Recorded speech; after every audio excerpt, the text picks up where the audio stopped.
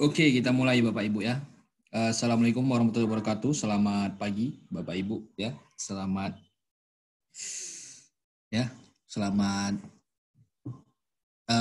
megang ya besok Idul Adha ya. Dan aijin wal faizin, mohon maaf lahir batin. Selamat Hari Raya Idul Adha ya bagi yang merayakannya. Oke. Selamat bergabung di Market Preview 30 Juli 2020 ya. Kita tahu selama pandemik ini pergerakan pasar itu sering tidak normal ya.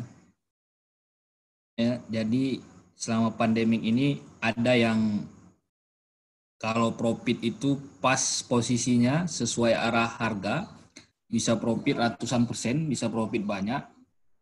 Sering juga ya kalau salah arah ataupun trading biasanya tidak memahami situasi, itu bisa margin call berkali-kali ya.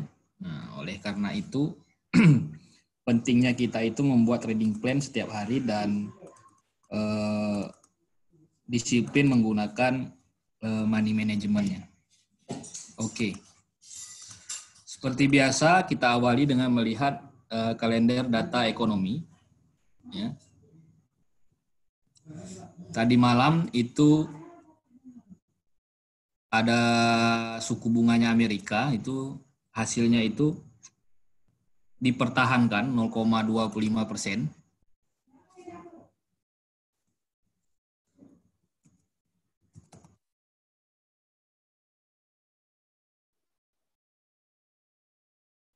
Pagi juga Pak. Ini kita lihat di sini ya, kenapa sih suku bunganya ditahan? Kok nggak dipotong? Kok nggak diapa gitu ya? Nah, kita lihat dari data GDP-nya ya, pertumbuhan ekonominya ini minus 5%. Ya, seharusnya kalau pertumbuhan ekonominya minus, ya itu cenderung membuat suku bunganya itu rendah. Dan saat ini suku bunganya udah rendah. Ya, seharusnya bisa lebih rendah lagi. Nah, tetapi untuk memangkas ataupun menaikkan merubah suku bunga itu tidak hanya dilihat dari data GDP-nya aja. Lalu yang kedua kita lihat inflasinya. Inflasinya ini di angka 0,6%. Ya, karena inflasinya ini masih di angka plus, ya, tidak deflasi dia. Ini yang menghambat, yang mempertahankan suku bunganya tidak jadi dipangkas. Andaikan bulan ini ataupun bulan depan suku bunganya jadi deflasi ataupun minus ataupun 0,0 ataupun malah minus, itu kedepannya ada potensi suku bunganya bakalan dipangkas. Begitu juga kalau inflasinya meningkat, GDP-nya meningkat, suku bunganya ada berpotensi untuk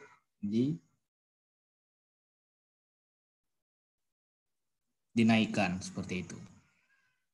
Nah, satu lagi yang kita lihat di sini ya, neraca perdagangannya yaitu ekspor dan impornya. Kita lihat di sini bulan terakhir itu impornya itu sangat besar sekali ya. Itu lebih besar dari bulan-bulan sebelumnya, yaitu di 54.601 K. Ya. Nah, sebuah negara yang lebih besar impor dibandingkan ekspornya, itu negara itu menginginkan mata uangnya menguat. Jadi Amerika saat ini sedang sakit banget ya. Mata uangnya melemah ya. Lalu impornya lebih besar. Jadi dia membeli barang-barang dari negara-negara lain itu sangat mahal seperti itu. Nah, ini yang memicu seharusnya nanti mata uangnya itu bisa menguat. Ya, tetapi penguatan ataupun pelemahan mata uang kan tidak hanya dari pasar, itu tidak hanya merespon dari satu data ya. Beberapa data-data yang lain. Oleh karena itu kita kalau untuk buy sell-nya itu kembali lagi ke teknikalnya aja Pak. Ya. Karena kalau kita pure menggunakan data fundamental, wah itu ya kita bisa pening-pening sendiri lah Pak ya. Kita buy, harga turun, kita sell, harga naik, seperti itu. Ya contohnya kayak FOMC semalam lah ya, naik turun terus diam di tengah-tengah. Nah, itu yang sakit. Oke, itu sekilas melihat data belajar fundamental ya, fundamental simple. Lalu hari ini itu ada rilis data jam 3 sore. Ya. Jam 3 sore ini ada GDP-nya Jerman itu minus 9%, ya. Kenapa data-data euro ini tidak terlalu berpengaruh terhadap mata uangnya, ya? Karena negara Eropa itu, ya, benua Eropa itu banyak negara, Pak. Sehingga kalau yang dirilis data Jerman, ya, data Italia, data Spanyol, ya, data Prancis dan lain sebagainya itu kan tidak dirilis. Makanya itu kadang-kadang walaupun di sininya warna merah, tetapi ke mata uangnya tidak berpengaruh seperti itu. Jadi jam 3 sore nanti itu ada data GDP-nya Jerman itu diprediksi menurun ya, minus 9%. Jauh, ya, jauh dibandingkan bulan sebelumnya. Ya.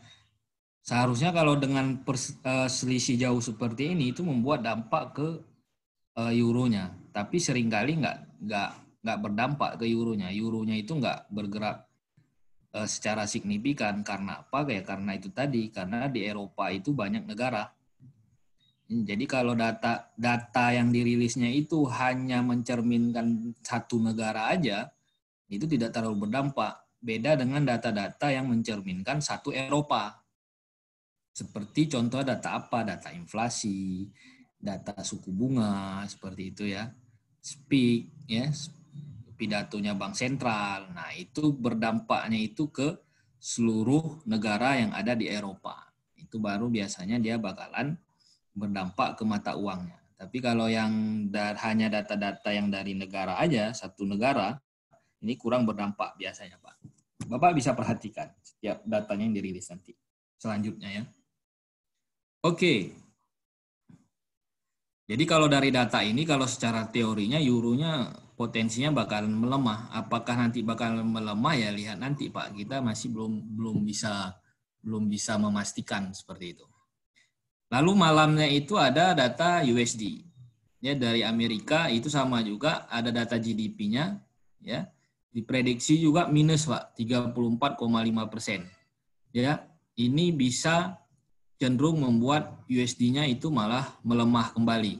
Tapi belum tentu juga, bisa juga menjadi acuan USD-nya malah menguat, tergantung sentimen pasar dan respon pasar nanti seperti apa. Kalaupun nanti USD-nya menguat, berarti pasar itu mungkin saham-saham Amerikanya itu turun semua karena melihat ya pertumbuhan ekonomi Amerika minus banget, ya, jadi ekonominya buruk, orang cenderung membuat jual sahamnya, Pak. Jadi kalau jual indeks sahamnya itu mata uangnya bisa menguat. Nah, seperti itu. Ya. Nah, terus kenapa data-data USD itu berpengaruh terhadap data-data Amerika itu berpengaruh terhadap mata uangnya? Ya karena mata uang US dollar itu hanya digunakan di Amerika aja. Ya. Jadi satu datanya itu berpengaruh ke seluruh negara di seluruh Amerika. Ya, nggak ada dia negara-negara dalam Amerika itu nggak ada negara seperti pound sterling misalnya, data-data Inggris. Ya, pengaruhnya langsung ke mata uangnya Inggris seperti itu. Sedangkan yang di benua Eropa tadi, ya, itu banyak negara di dalamnya. Jadi seperti ini kan data Jerman, yang ini data Italia seperti itu, ya. Oke, jadi hari ini bisa ditunggu kalau saya lebih prepare nunggu yang setengah 8, jam 19.30 nanti malam. Ya. Kemungkinan hari ini akan ada pergerakan karena dari kemarin itu pergerakannya kurang ya. Hari ini hari Kamis biasanya akan ada pergerakan. Oke, sekarang kita ke teknikal, Pak. Ya. Yang pertama kita lihat goldnya dulu. Kita lihat secara H4 dan daily. Ingat Pak, gold 1, 2, 3, 4, 5, 6, 7, 8, 9. 9 hari berturut-turut tanpa candle bearish. Ya. Jadi ada potensi harga itu bakalan memang koreksi. Ya. Koreksinya sampai mana? Minimal koreksinya itu adalah sampai ke 1908. Itu minimalnya, Pak. Ya. Tinggal Bapak menunggu H4-nya ya, seperti candle-candle kemarin, seperti ini. Kemarin kita ada nge-sell lah. Harga langsung turun. Nah, kalau sekarang ini belum. Tunggu candle bearish power, ya, memiliki power di time frame H4, ya, itu Bapak baru bisa melakukan sell. Ambil posisi sell. Ya, dengan stop loss di high-nya. Ini kemarin kan kita ada ambil posisi sell, lalu saya sampai kemari, saya sarankan untuk clear, ya, lalu harga naik lagi. Nah, seperti itu ngambil momen koreksinya aja. Karena kalau nge-buy saat ini itu sangat resikonya jauh ya, resikonya yang minimal di sinilah. Nah, seperti itu, Pak. Jadi kalau untuk gold, trennya memang naik, ya, trennya memang naik, tapi jangan salah kaprah, tren naik pun kalau resikonya nggak Bapak lihat, bahaya juga. Ya, tren naik. Kalau nge-buy saat ini, kalau secara time frame daily ya stop loss-nya di sini. Nggak mampu kita. Nah, seperti itu, Pak. Ya. Jadi lebih menunggu momen-momen sell-nya aja. Ternyata kalau nggak muncul ya jangan entry di sini. Jangan dipaksain juga, Pak. Ya. Jangan dipaksain. Oke. Jadi untuk gold lebih prepare menunggu momen sell dan saat ini belum ada, masih wait and see, Pak. Ya. Selanjutnya euro. Ya, euro trennya naik. Ya, ini euro trennya naik, bisa kita lihat.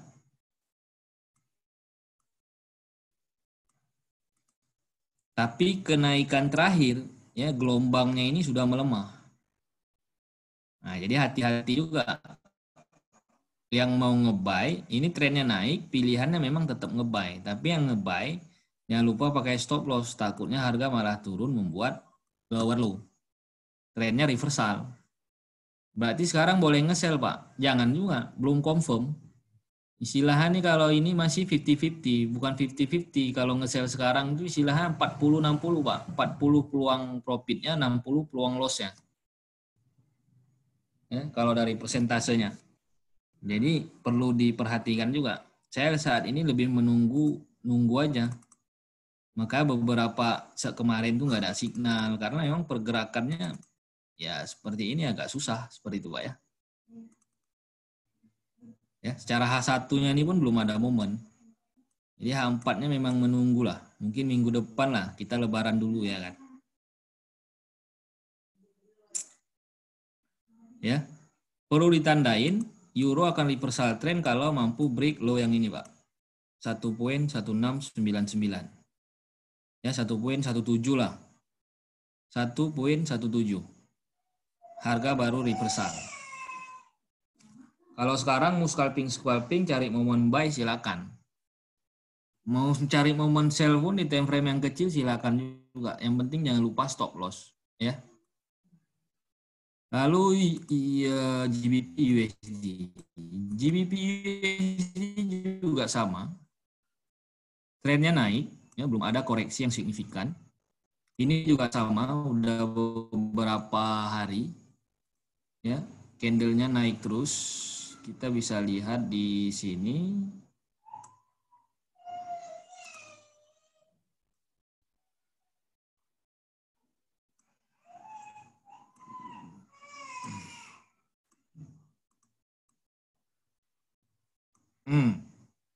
Di sini ada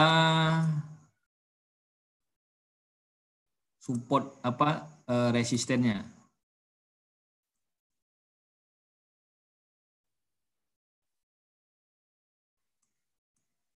Ya. Di sini ada resistennya, Pak. Nih.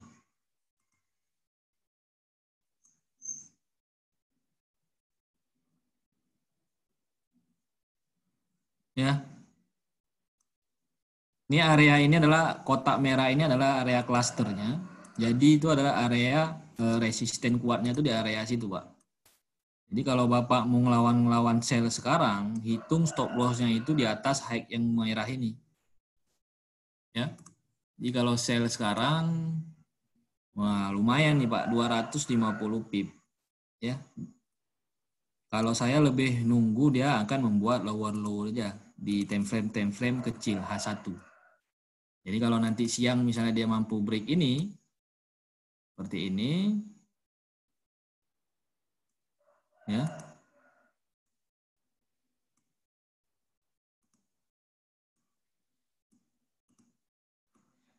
Seperti ini break, lower low, nanti saya baru cari moment sell. Kalau sekarang saya masih wait and see dulu. Belum buy, belum sell, belum ngapa-ngapain. Nah, seperti itu Pak. Oke, jadi untuk euro saat ini masih menunggu juga, GBP USD masih menunggu juga, gold juga masih menunggu mencari moment sell, ya euro belum mencari apa-apa nih, masih menunggu apakah dia mampu membuat lower low untuk mencari posisi sell. Begitu juga GBP USD mencari momen lower low untuk mencari momen posisi sell. Sampai di sini kira-kira paham Pak 3 pair ini? Silakan di komen.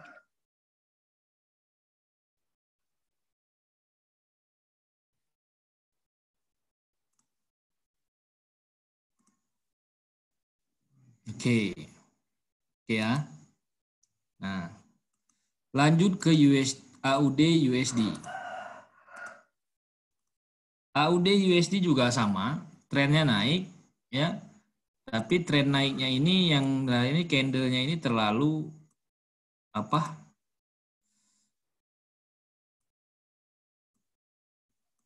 Istilahnya itu terlalu kecil-kecil, Pak. Range-nya tuh kecil banget ya.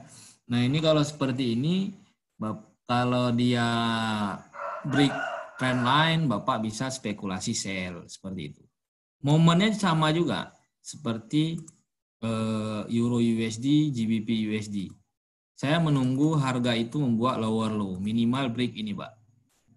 Jadi nanti kalau harga itu break lower low, saya baru mencari posisi sell. Nah, kalau pergerakan seperti ini itu saya hindari banget. Ya. Itu karena dia sideways itu. Bapak kan bisa lihat sendiri dari kemarin itu pergerakannya di situ-situ aja. Ya, ini untuk AUD USD. Sekarang masih wait and see juga. Menunggu lower low. Oke, dan untuk oil sama juga, dia masih sideways. Ya, saya sih masih tetap ngebuy. Mudah-mudahan dia bulan depan ini nanti dia bakalan break high, ya. Euro JPY juga sama, kita bisa lihat dari hasil codingan. High-nya menurun, tapi low-nya masih meningkat. Ini kan high-nya menurun, Bapak lihat. Lower high. Ya. Tapi higher low. Bapak bisa lihat sini. Nah, ini yang dikatakan harga itu sideways, Pak. Dan saat ini harga di tengah-tengah. Jadi selama harga belum break high yang ini, belum break low yang ini, ya, ini kita masih wait and see, Pak. Nggak bisa ngapa-ngapain. Kalaupun Bapak mau mengambil posisi tetap entry di momen sideways, Bapak harga naik sampai kemari, area resisten Bapak sell. Ya, harga turun sampai area support tidak mampu breakout, malah rejection, Bapak buy. Itu aja. Kalau di tengah-tengah gini Bapak wait and see. Ya. Oke, seperti itu untuk Euro JPY. NZD USD saya masih ada posisi sell ya. Ini mudah-mudahan dia masih turun. Dari kemarin sideways, kita kan bisa lihat nih, Pak. Karena kita masih ada posisi sell ya. Karena kita masih ada posisi sell, ya kita masih berharap dia bakalan turun. Ya, mudah-mudahan lah turun. Nak TP. Biar ada angpau lebaran sedikit, Pak. THR lebaran. Ya. Oke, Pak. Jadi NZD USD masih mengikuti signal. USD CHF. Kita bahas USD CHF. USD CHF juga sama, Pak. Ini trennya turun, sama kayak Euro USD. GBP USD karena kan yang sedang hits itu kan US dollarnya. Jadi hampir sama semua pergerakannya. Ya. Untuk USD CHF tunggu break ini, Pak. Baru bisa kita katakan dia reversal trend.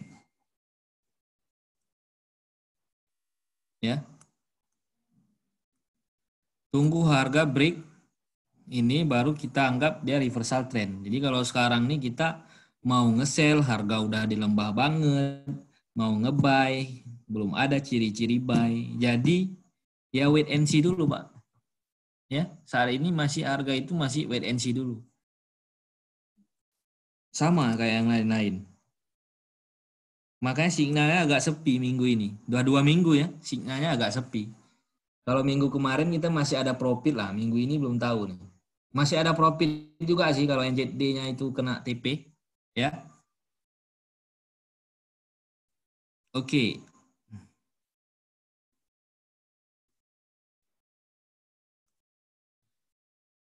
ya. Ini untuk USD CHF. Tunggu harga break 0,9186 baru trennya reversal. Nah, kalau saat ini ya kita tinggal menunggu, belum ada nih. Kalau memang mau spekulasi pilihannya tetap nge-sell. Ya. Jangan mau nge-buy pun nggak masalah, tapi jangan lupa stop lossnya harus di low ini. Jangan nggak pakai stop loss. Apalagi udah nge-buy, anggapan harga udah rendah, kita nge-buy, ya nggak pakai stop loss kita tahan, wah itu bahaya, Pak. Kecuali udah ada plan-nya memang, itu nggak masalah. Sama juga USD CAD, ya ini harga ini malah dia tren turun, turun secara perlahan, tapi ini di akhir-akhir ini kan terlihat sideways, Pak. Jadi nunggu break harga ini baru trennya reversal. Selama belum break, Bapak silakan. Kalau saya sih nggak entry. Kalau Bapak mau entry silahkan apa saja. Kalau di saat sideways ini kita apa aja boleh. Yang penting jangan lupa stop lossnya. Kayak gini contohnya Bapak mau nge-buy jangan lupa stop loss di low. Bapak mau nge-sell jangan lupa stop lossnya di high-nya sini. Ya, jadi dua-duanya bisa, Pak. Kalau saat sideways kayak gini. Ya, silahkan berkreasi. Nggak berani nggak nggak suka trading saat sideways, jangan trading, bawa tidur aja, Pak. Ya.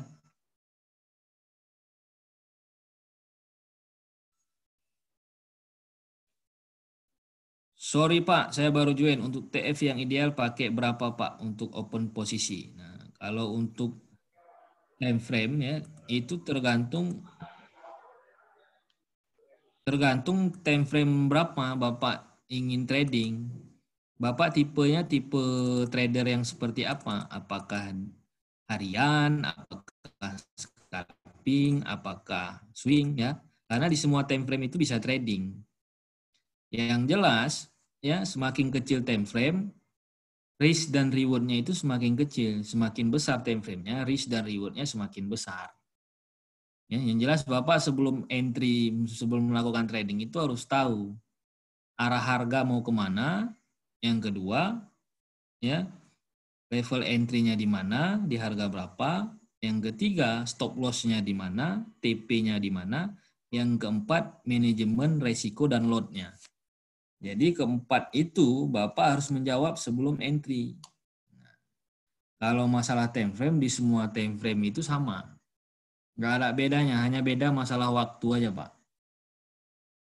Ya, jadi kalau Bapak tradingnya di M15, ya fokusnya di M15. Tapi risk rewardnya pun ya standar M15. Ya, kalau Bapak tradingnya di H1, fokus di H1. Nunggunya pun paling ya 4 jam sampai 1 hari. Kalau M15 paling 30 sampai 1 jam. Paling-paling lama 4 jam. Seperti itu. Ya, ini untuk time frame, masalah time frame. Kalau saya sendiri itu lebih ke H1 dan H4 aja, Pak. Ya. H1 dan H4. Karena H1 ini dia harian.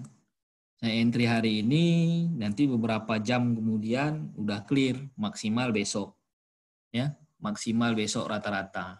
Bisa juga sampai 2 hari dan 3 hari. Kalau harganya sedang sideways, kayak NZD USD. Nah, seperti itu. Tapi kalau untuk H4, ya bisa berhari-hari. Nah, lebih kurang, paling lama itu 1 minggu.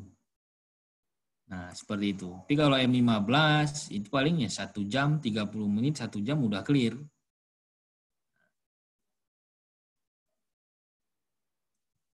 Ya, jadi apapun sistem Bapak, yang perlu Bapak jawab sebelum melakukan transaksi itu adalah lihat dulu sistemnya itu tahu arah harga kemana, naik atau turun. Ya, kalau naik berarti kita nge-buy, kalau turun kita nge-sell. Tahu entry-nya di harga berapa, di level berapa. Ya, tahu stop loss-nya, tahu take profit supaya enak ngitungnya. Banyak orang tahu take profit, stop loss-nya nggak ada, hancur, Pak. Ya.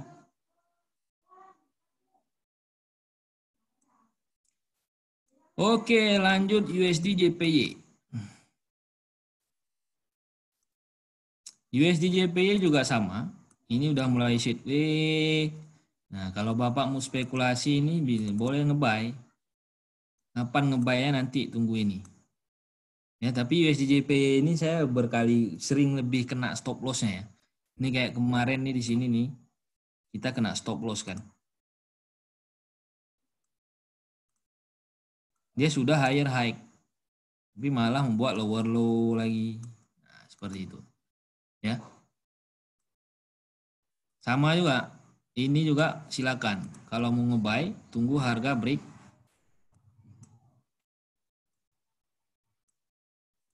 high yang ini, Pak. Spekulasinya tetap nge-buy. Kalau mau nge-sell pun nggak masalah.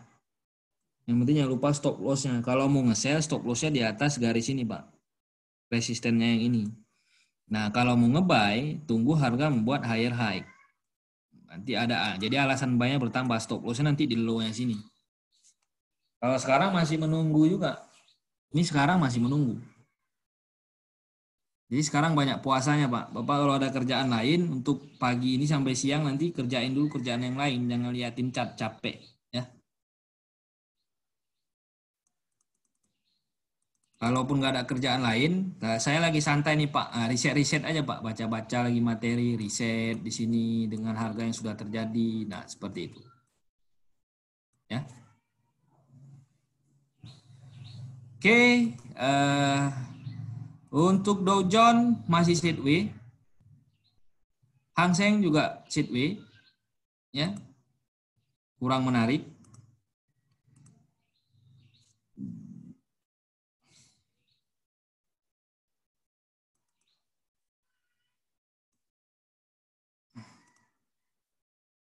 Hang Seng masih sideways, Pak. Nih, bisa kita lihat ya.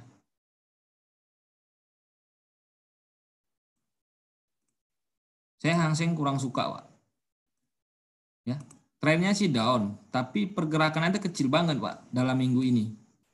Dari hari Kamis tuh pergerakannya kecil banget. Ya. Jadi kalau suruh milih, silahkan mengambil posisi sell aja nih. Stop lossnya di high sini, jauh banget Pak kan. Yuk kita tarik Fibo nih dari sini kemari. Nah ini baru masuk area sell ya Pak. Itu tadi udah masuk area sell. Nah jadi ini cenderung dia bakalan turun. Ya, Hang Seng cenderung bakalan turun. Tapi siap-siap aja Pak nunggunya ya lama karena kan 1 minggu ini pergerakannya itu kecil-kecil banget lengnya. Ya, seperti itu. Oke, kita review lagi dari awal. Ya, jadi harga ini banyak itu menunggu momen-momen reversal aja Pak. Menunggu momen. Sehingga dia saat ini sedang sideways. Gold, tunggu momen sell sih. Kalau nge-buy sih saya nggak lagi lah ya. Tunggu momen sell, menunggu power H4-nya di time frame H4 yang dominan. Bearish. Euro USD juga sama. Ya, tinggal menunggu harga lower low untuk mengambil posisi sell. GBP juga sama, tinggal menunggu harga itu break nanti siang itu, sore hari ini tuh break nggak? Low yang 1.2947. AUD USD juga sama, mampu break nggak 0.7157 untuk mencari posisi sell-nya nanti. Kalau Euro JPY saya abaikan ya karena masih sideways di tengah-tengah, tunggu break resisten atau support baru trennya kelihatan. Ya. NZD USD masih ada posisi sell, ya masih ada hold. Jadi ini potensi sih masih turun. USD CHF juga seperti itu, tinggal menunggu harga itu mampu naik break nggak. Kalau sekarang ini trennya memang sedang down banget. Kalau Bapak Ibu mau spekulasi follow the trend aja. Kalau counter trend pun jangan lupa stop loss. USD CAD juga sama, USD JPY juga sama, tunggu membuat harga higher high. Ya. Dan Hang Seng masuk area sell, ya silakan. Tapi ingat 1 minggu ini pergerakannya di situ aja. Mungkin Bapak kalau nge-sell jangan lupa hitung resiko sampai kemari. Cukup besar memang. Tapi ya seperti itulah Hang Seng. Ya. Pagi juga. Oke, sampai di sini ada pertanyaan, Pak? Ataupun ada request pair apa?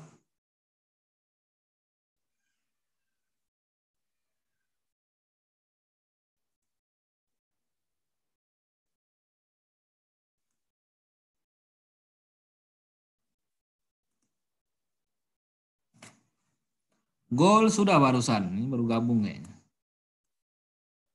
Ya, gold masih menunggu, Pak. Menunggu momen sell-nya. Tunggu aja ya setiap jam 12 nanti Bapak lihat candlenya, habis itu lihat lagi jam 4 sore nanti apakah candlenya power bearish, kita bisa melakukan posisi sell. Tapi kalau masih seperti ini kita tunggu aja. Mau nge-buy ketinggian kan? Ya. Oke, seperti itu ya.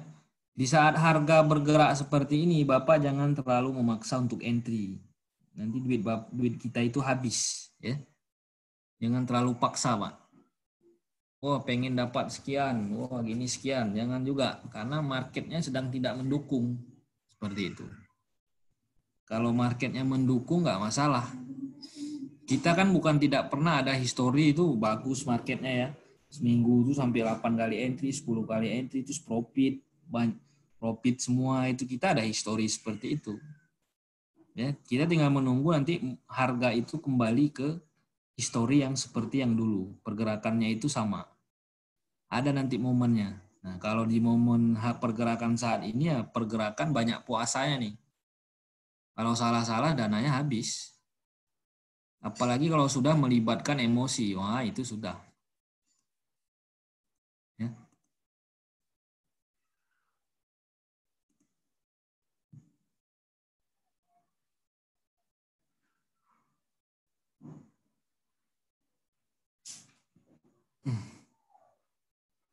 NZD USD sudah Pak, kita masih ada posisi sell. EU GU sudah Pak, ya. Euro CHF dan Euro GBP belum. Oke, Euro CHF dan ya Euro CHF.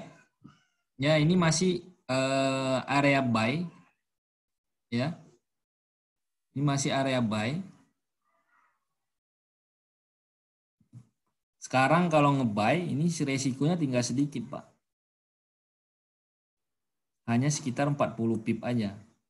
Ya kan waktu ini kemarin kan saya suruh ini masuk area buy tapi jangan buy dulu Pak. Lihat dulu power candle-nya. Ya ketika harga ini sudah kecil-kecil, nah kita tinggal menunggu candle pembalikan bullish yang impulsif, silakan lakukan buy. Kalau mau spekulasi juga karena harga sudah terlalu rendah di sini, mau sell juga silakan. Mau sell sorry, mau nge-buy silakan. Ya ini nge-buy. Stop loss-nya di sini resikonya kecil. Ini untuk Euro CHF. Ya. Sedangkan Euro GBP, nah Euro GBP ini kita udah lihat, udah telat. nggak lihat soalnya, Pak. Ya. Ini kemarin harga di sini kalau kita entry, oh belum. Ini masuk area sell, Pak. Sudah reversal. Ya. Kalau Bapak jeli juga di sini ada double top. Ini kan ada double top, Pak. Masalahnya kita nggak berani entry. Kita udah tahu itu double top, kita nggak berani entry. Ini kan double top. Nah, sekarang kita tarik aja nih kemari. Kita copy kemari. Sudah hampir TP, penurunannya udah hampir TP. Tinggal sedikit lagi. Jadi ini masih bisa mengambil posisi sell. Kalau dari Fibo-nya, trennya dia sudah membuat lower low. Jadi kalau untuk Euro GBP, Bapak sudah bisa melakukan posisi sell dengan take profit di minimal di sini. Maksimalnya sama nih. Dekat yang TP-nya double top. Ya, bisa melakukan sell-nya sekarang. Resikonya ini sekitar 700 pip. Take profit minimal kecil sih. Yang maksimalnya lumayan, Pak. Ada sekitar 500-an. 500 pip ya. Nah, itu untuk Euro GBP. Selama masih di kotak merah ini masih area sell. Stop loss-nya di high, Pak. Di sini. Oke.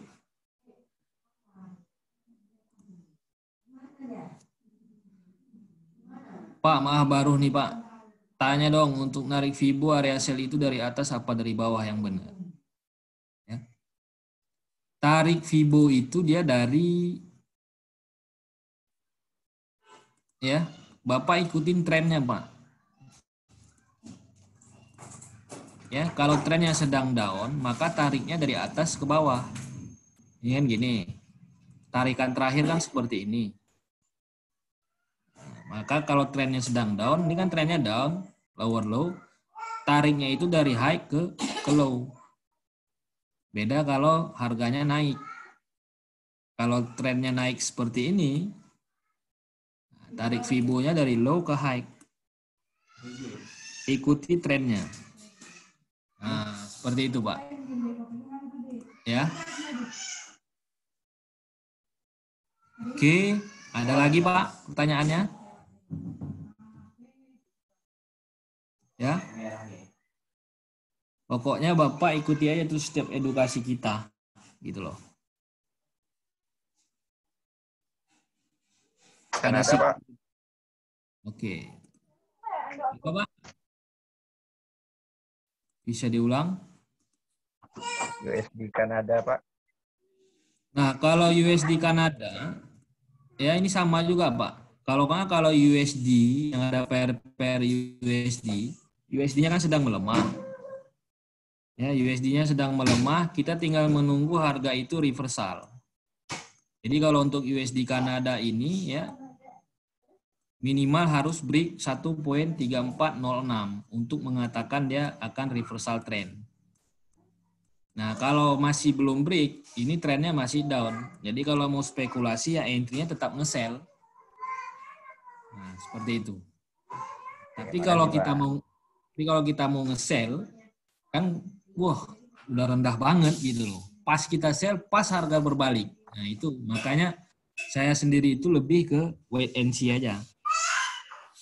Ya. Nah, seperti itu, Pak. Oke. Oke, Pak. Sama-sama, Pak. Oke ya, sudah hampir jam 10 ya. Anak-anak juga banyak yang datang nih lagi di kampung.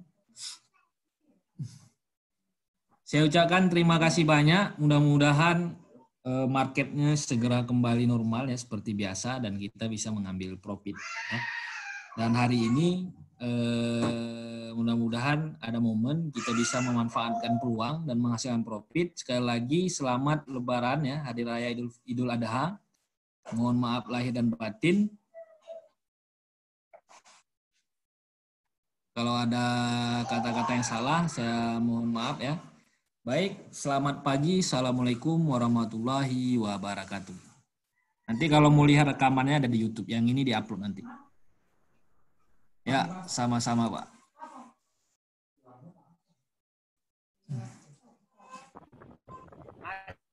Pak. Yuk, sama-sama, Ibu.